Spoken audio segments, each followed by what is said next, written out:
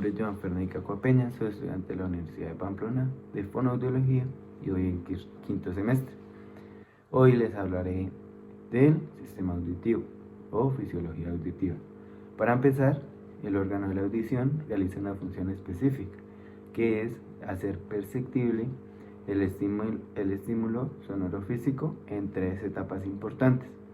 La primera, que es la transformación o conducción de las ondas sonoras desde que se captan en el pabellón auricular hasta el órgano de corte. La segunda, que es la transformación de la energía mecánica a la energía eléctrica que se da en el órgano de corte. Y por último es la vehiculización de esta energía eléctrica por vías nerviosas desde el órgano de corte hasta la corteza cerebral. Bien, para empezar vamos a hablar del oído externo. El oído externo está formado por dos partes, que es el pabellón auricular y conducto auditivo externo. Bien, aquí tenemos el pabellón auricular, que está formado por el lóbulo, la escotadura intertrágica, el trago, la concha, la rama inferior del antihélix, la fosa triangular, la rama superior del antihélix, la fosa escafoidea, el hélix, el antitrago y el orificio auditivo externo. Faltó el antihélix. Bien, como tal, el pabellón auricular cumple una función importante, que es captar las ondas sonoras y conducirlas hasta el conducto auditivo externo, y de ahí se conducirán hasta la membrana timpánica. Bien, tenemos la otra parte, que es el conducto auditivo externo, que como tal tiene dos porciones, una porción cartilaginosa y una porción grasa. La cartilaginosa, que es la más externa, y la ósea, que es la más interna. Bien, como tal cumple varias funciones, pero la más importante es la conducción de la onda sonora hacia la membrana timpánica. También protege el oído medio con su sinuosidad, sus pelos y la secreción de sus glándulas de cerumen. Otra función importante que cumple la membrana timpánica es que contribuye a que el aire esté a la misma temperatura, tanto en uno como en otro lado de la membrana timpánica. Bueno, ahora les voy a hablar del oído medio. El oído medio, compuesto por sus huesecillos, que son el martillo, el yunque y el estribo. El estribo, que se comunica con la ventana oval. Encontramos una ventana redonda, la trompa de Eustaquio, la caja timpánica, que es todo el oído medio, el tímpano, el conducto auditivo externo y los ligamentos estabilizadores. En el oído medio y su cadena de huesecillos se transmite la energía sonora, que viene desde la membrana timpánica y se dirige hacia el oído interno. El sistema timpánico de transmisión es mecánico y la membrana timpánica entra en movimiento desplazado por la vibración que se da de las moléculas del aire contenido en el conducto auditivo externo.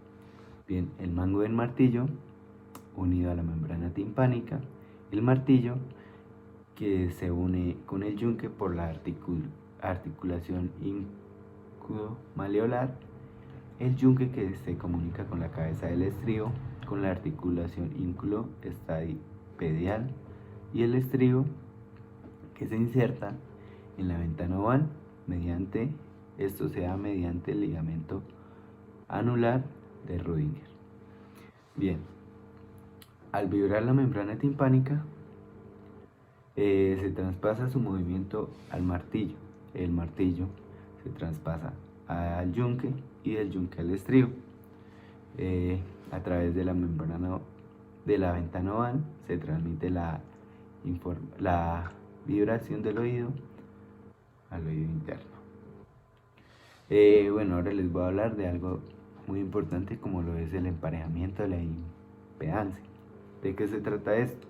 Bien, se trata de cuando transmitimos la vibración recogida en un medio aéreo, o sea, en el oído externo y oído medio, a un medio líquido, que como tal es el oído interno, adaptando las impedancias entre ambos. Ahora bien, un sonido al pasar de un medio aéreo a un medio líquido se pierde gran cantidad de intensidad. El ejemplo está cuando nos sumergimos al agua, que no podemos oír gran parte de sonidos cuando estamos al aire. Entonces, la energía sonora de un medio aéreo a un medio líquido es necesario que se implementen sistemas de emparejamiento. Para esto se llevan a cabo dos maneras. La primera es por diferencia de tamaño entre el tímpano y la ventana oval, y la segunda por la opción de palanca de primer grado con que actúa la cadena de huesecillos. Ahora bien, vamos a hablar del papel de los músculos del oído. Tenemos dos mecanismos de protección por músculos. Está el músculo tensor del tímpano y el músculo del estribo o estapedio. Estos se contraen y disminuyen la vibración de los huesecillos y a su vez disminuyen la transmisión de los sonidos de las ondas sonoras hacia el oído interno para proteger el órgano de la audición. También encontramos la función de la trompa de Eustaquio, que como tal es precisamente igualar la presión aérea, endo y exotimpánica. Bien, ya por último vamos a hablar del oído interno. El oído interno lo podemos dividir en laberinto óseo y laberinto membranoso, que se encuentra dentro del laberinto óseo.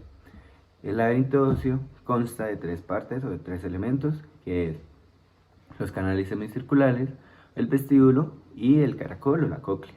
Como tal, todos no cumplen la misma función. El vestíbulo y los canales semicirculares cumplen función de equilibrio y la cóclea como tal ya cumple función auditiva.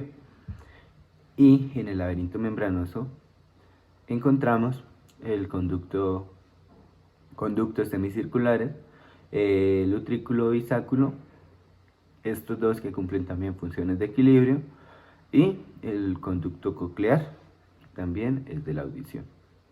Bien, como tal nos vamos a basar en la cóclea. Para hablar de la cóclea, primero tenemos que saber que el órgano con el que oímos es el cerebro, pero el cerebro no tiene la capacidad de comprender la realidad. Es por esto que en la cóclea se convierten las señales acústicas en impulsos eléctricos capaces de ser interpretados por el sistema nervioso central. Además, en la cóclea se discriminan los distintos sonidos según su frecuencia, se codifican los estímulos en los tiempos según su cadencia y se filtran para una mejor comprensión. Como tal, la función de la cóclea se distingue en tres periodos. El primer periodo, mecánica coclear, tenemos que hablar del ligamento anular de Rödinger, que es el que permite a la platina del estribo desplazarse hacia adentro y hacia afuera en la ventana oval. Estos movimientos del estribo producen una onda líquida en la perilinfa de la rampa vestibular.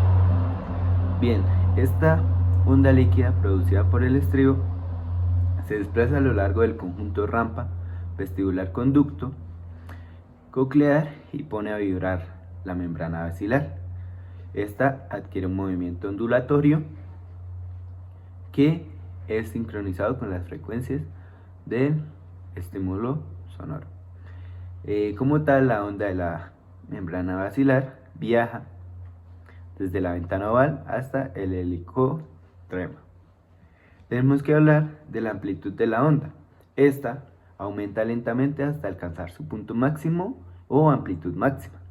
La amplitud de la onda, como tal, disminuye muy rápido hasta alcanzar una amplitud cero y desaparece el movimiento ondulatorio.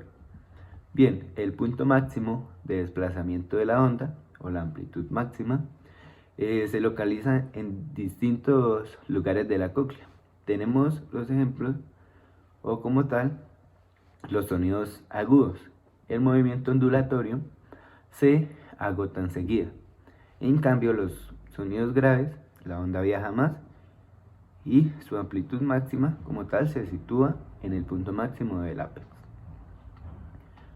Bueno, las características de esta onda viajera dependen o están influenciadas de una serie de peculiaridades físicas, de histológica y funcional de la membrana basilar.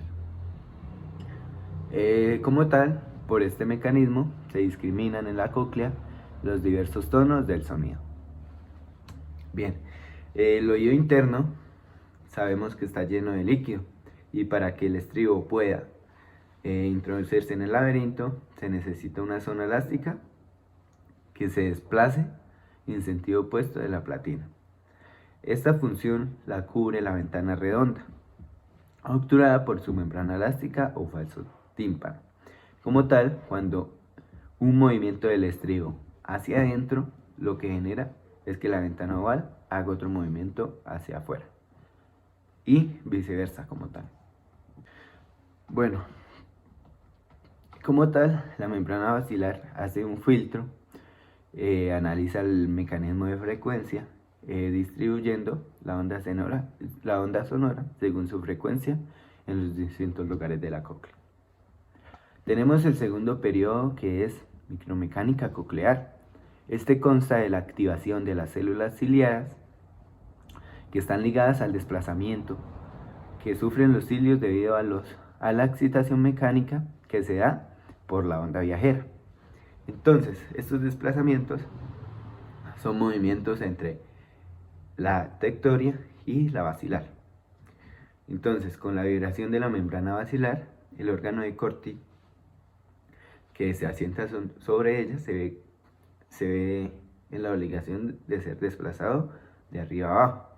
Y estos movimientos, cuando más externo es el punto de la membrana que se considera, con estos movimientos, los cilios de las células ciliadas externas ancladas en la tectoria se angulan, recuperando su posición.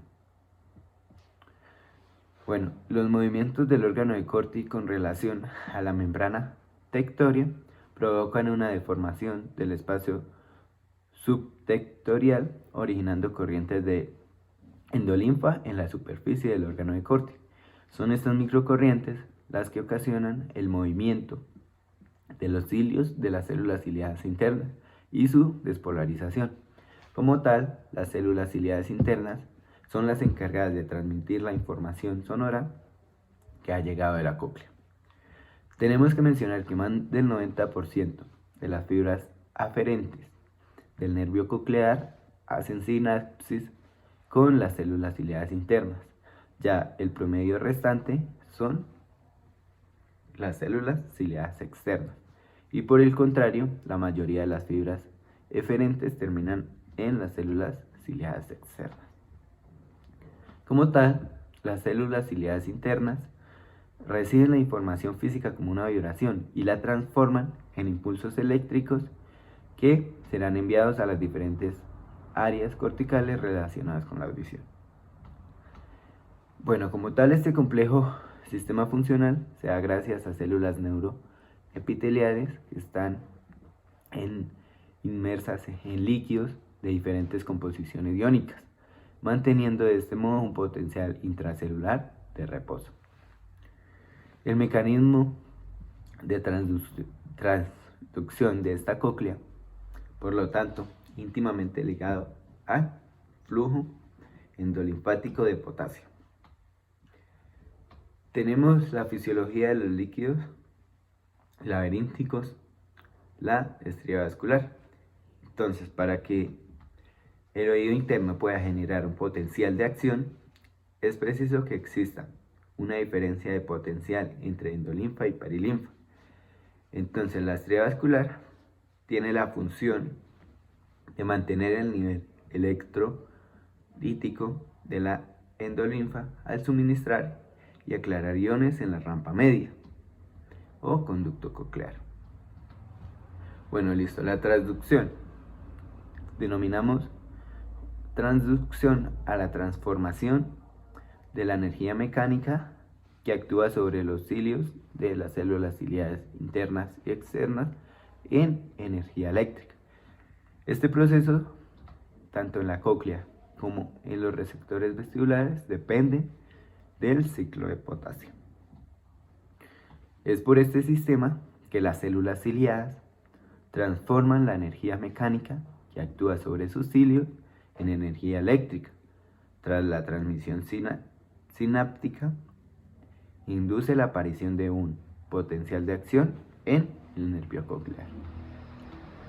Por último, tenemos la vía auditiva o centros acústicos corticales.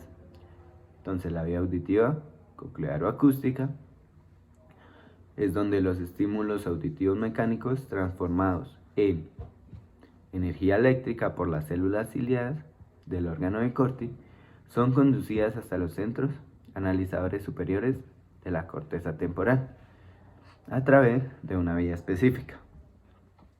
Como tal, pasa primero las primeras neuronas de la vía coclear asientan en el ganglio espiral del Corti, que son células bipolares que emiten su prolongación periférica hacia las células ciliadas. Tenemos las segundas neuronas de la vía, que están colocadas en los núcleos bulboprotuberanciales, denominados cocleares, ventral y dorsal. Y las últimas, que son las terceras neuronas, están localizadas en el núcleo geniculado medio del tálamo. Esto.